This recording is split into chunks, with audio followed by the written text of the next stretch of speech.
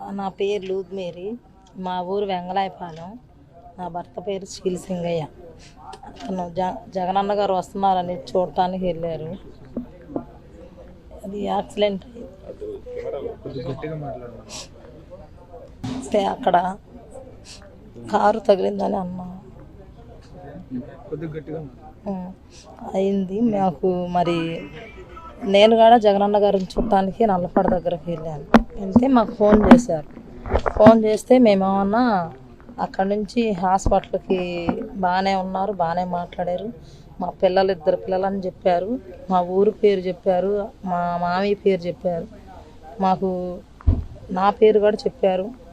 మరి హాస్పిటల్ తీసుకెళ్ళారు. ఫోన్ చేయగానే మేము వెళ్ళాము.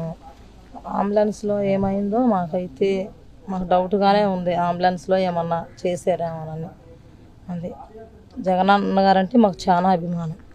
కానీ మమ్మల్ని ఎంతమందో వచ్చి ఇబ్బంది పెట్టినా కానీ మేము ఆయన గురించి మాకు అండగా ఉండారని జగనన్న గారు. మేము వాళ్ళకి ఏది కూడా మేము చెప్పలేదు వాళ్ళకి. ఎందుకంటే మాకు సాయం చేసే నాయకుడు, మా అభిమానం ఉన్న నాయకుడు ఆయన. పోలీసులు వచ్చారు, వీడియోనే చూపించారు మాకు వాళ్ళు. మరి లోకేష్ గారు పంపించారు. మేము కూడా మీ అసీలమే అని చెప్పారు, మీ కులస్తులమే అన్నారు. వాళ్ళు వచ్చేలేకే నాకు అసలు భయం వేసి మేమైతే ఏం చెప్పలేదు. తర్వాత లోకేష్ గారు పంపించారు అని చెప్పారు నాకు. మమ్మల్ని ఎంత ఇబ్బంది చేసి అంత మాట్లాడాలన్నా కానీ మేమైతే ఏమీ మాట్లాడలేదు.